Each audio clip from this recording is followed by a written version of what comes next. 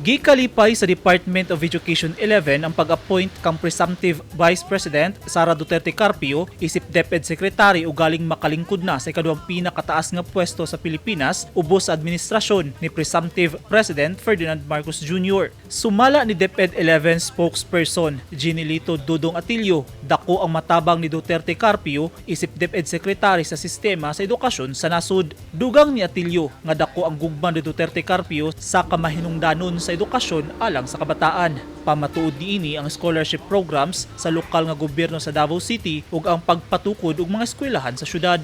Yeah, we're very happy, no? We know the mayor really has so much love for education. It can be seen sa mga experiences sa Davao City.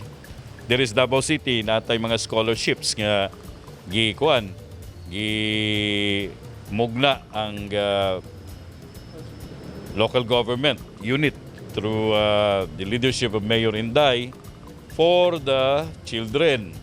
There is Davao City na ay mga partnerships ang LGU nato with the public schools and some private schools. So para pakusgon ang proseso sa pag-cut-on sa mga kabataan. We have a lot here in Davao City ug daghang gipang tukod nga mga buildings for classrooms para sa mga kabataan.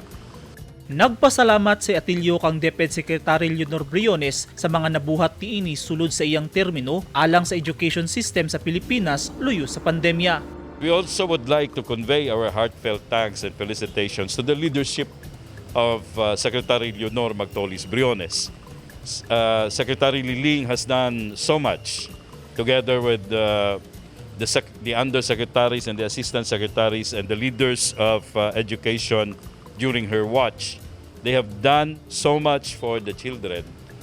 Just imagine they were able to respond appropriately while COVID is a huge problem of the country, and they have ensured that education will continue in spite of the fact that COVID has engulfed the country, affected the education system.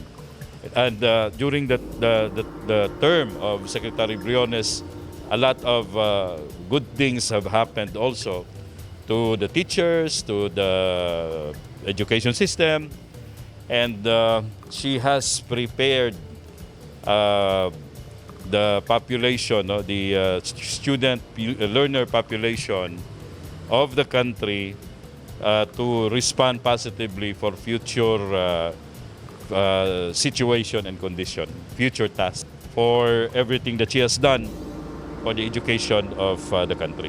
Naglaom ang DepEd-XI nga pinaagi kang Duterte-Carpio, mas mapalambo pa ang edukasyon sa Pilipinas. Sanglit nagtuang DepEd nga dunay daghang plano ang bagong administrasyon alang sa Departamento sa Edukasyon. Eugene Hinutan, Newsline Philippines, Davao Region. Stay safe.